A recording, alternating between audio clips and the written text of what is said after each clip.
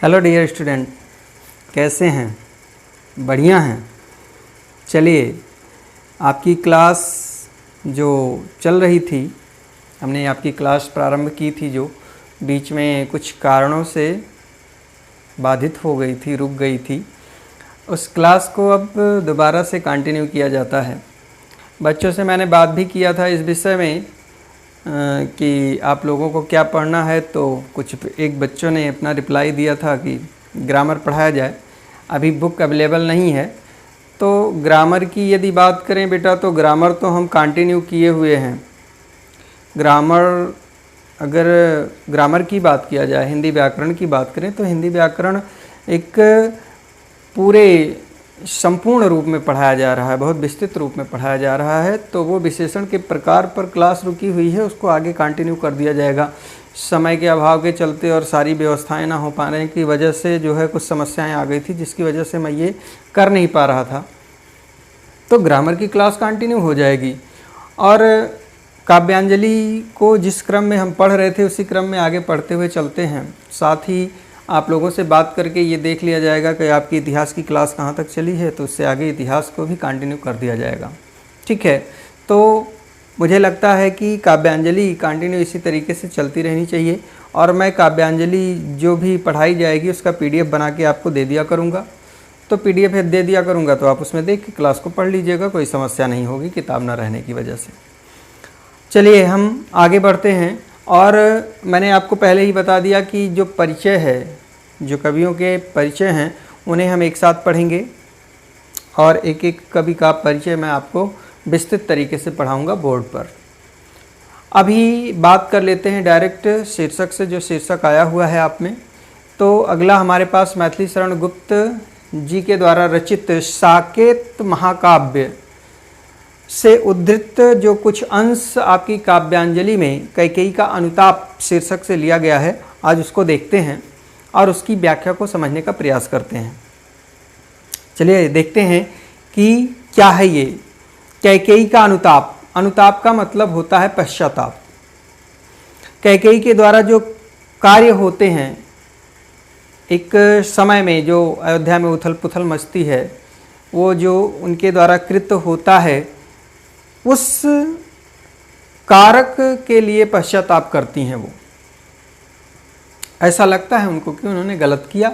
और जब भी हमारे मन में किसी भी बात को लेकर इस तरीके की धारणा बनती है कि ये कार्य मुझसे गलत हुआ, तो पश्चाताप की भावना अपने आप ही बलवती हो जाती है। तो यहाँ पर कैकेयी के द्वारा पश्चाताप करवाया है कवि ने, कवि मैथिली शरण गुप्त जी ने कैकेयी के द्वारा पश्चाताप करवाया है। किस तरीके से करवाया है, किस अंदाज में करवाया है, वो उन्होंने आगे सब वर्णित किया हुआ है, जिसे हम क्रम दर क्रम देखते हुए चलेंगे। यहाँ पर जो स्थिति है जहाँ से ये प्रकरण लिया गया है कि ये राम के वन गमन की स्थिति का वर्णन है, जब वो वन को चले जाते हैं। भरत होते नहीं उस समय, तमाम प्रकार की स्थितियाँ घटित होती हैं, वो सबसे आप वाकिफ़ हैं। भरत उस समय होते नहीं, लौटकर वापस आते हैं तो उन्हें सारी घटनाओं की जानकारी होती है। और जब सारी घटनाओं की जानकारी होती है तो ऐसी स्थिति में वो अपनी माँ से नाराज़ होते हैं। जो समस्याएं होती हैं, उन समस्याओं को वो दूर करना चाहते हैं। इसके लिए वो अपने बड़े भाई से मिलने जाते हैं और जाते हैं तो उनके साथ और लोग भी होते हैं। और वो वहाँ पर पहुँचते हैं तो एक सभा का रूप ले लेती है, सभी की बैठक जो है एक सभा का रूप धारण कर लेती है। ऐसे समय की ये घटना है। लिखा है, कवि कहता है, तदंतर बैठी सभा उटज के आगे, नीले बितान के तले दीप बहु जागे, टकटकी लगाए नयन शुरों के थेवे, परिणामों सुख उन भयातुरों के थेवे। तदंतर बैठी सभा उटज के आगे। तदंतर दिन के अंतराल के बाद, तो दिन के अंतराल के बाद संध्या आती है, अर्थात संध्या के समय बैठी सभा बैठी हुई थी। उटज माने होता है कुटिया। चित्रकूट में राम जी की कुटिया के सामने पूरी सभा बैठी हुई थी। सभा का मतलब है कि भरत और भरत के साथ आए हुए समस्त लोग, और इसके अलावा चित्रकूट में कुटिया में निवास करते हुए राम, लक्ष्मण और सीता, ये सब मिलकर एक सभा का रूप धारण कर लेता है वहाँ का स्थान।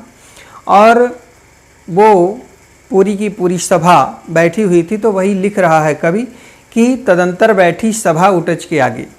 संध्या के समय कुटिया के सामने संपूर्ण सभा बैठती है, और उस समय स्थिति क्या होती है वो लिख रहा है कि नीले बितान के तले दीप बहु जागे। बहु का आशय यहाँ असंख्य से है, बहुत, बहुत का मतलब बहुत की तो कोई गिनती होती नहीं, इसका मतलब असंख्य है। तो लिखा है नीले बितान के तले दीप बहु जागे। नीले बितान, बितान माने होता है तंबू। यहाँ तंबू की कल्पना किससे की गई है? आकाश से।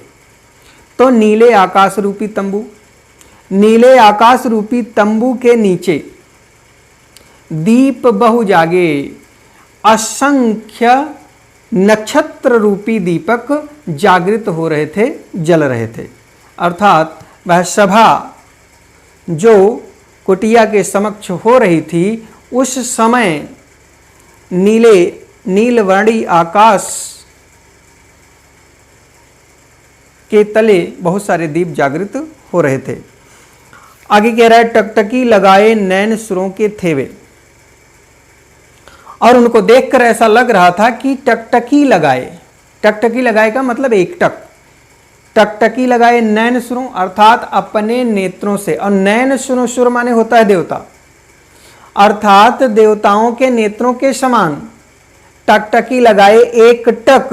वो क्या कर रहे थे? निहार रहे थे। क्या निहार रहे थे? उस सभा को। उस सभा को निहारने का मतलब, उस सभा को देखने का मतलब क्या है कि उनके मन में ये लालसा थी, ये जिज्ञासा थी कि इस समय इस सभा का परिणाम क्या होगा। वही लिखा हुआ है कि परिणामोत्सुक उन भयातुरों के थे वे।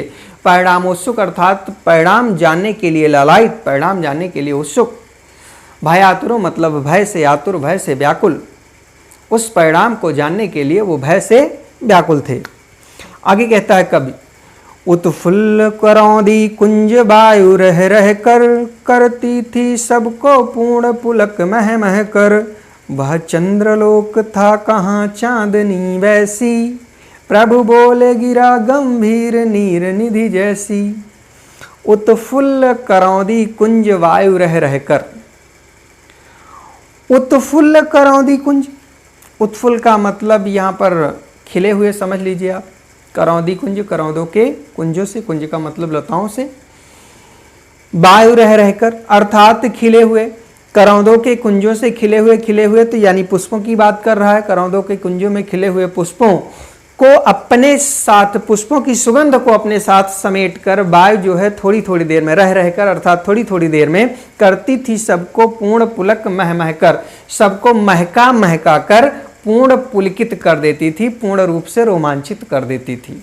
अर्थात तो वो सुगंध से परिपूर्ण हवा सभी को क्या कर देती थी? रोमांचित कर देती थी। आगे लिख रहा है कि वह चंद्रलोक था कहाँ चांदनी वैसी। और इस समय चित्रकूट में कुटिया के सामने का वह वातावरण चंद्रलोक के समान प्रदर्शित हो रहा था। कहाँ चांदनी वैसी अर्थात जिस प्रकार की चांदनी वहाँ उस समय थी, वैसी चांदनी अन्यत्र कहीं मिलना दुर्लभ थी। प्रभु बोले गिरा गंभीर नीर निधि जैसी। और ऐसी चांदनी में है कि प्रभु बोले गिरा गंभीर नीर निधि जैसी, अर्थात प्रभु श्री राम ने अपनी समुद्र के समान गंभीर वाणी में बोलना प्रारंभ किया, अर्थात अपनी बात को उन्होंने रखा। और लिखा है प्रभु बोले गिरा गंभीर नीर निधि जैसी।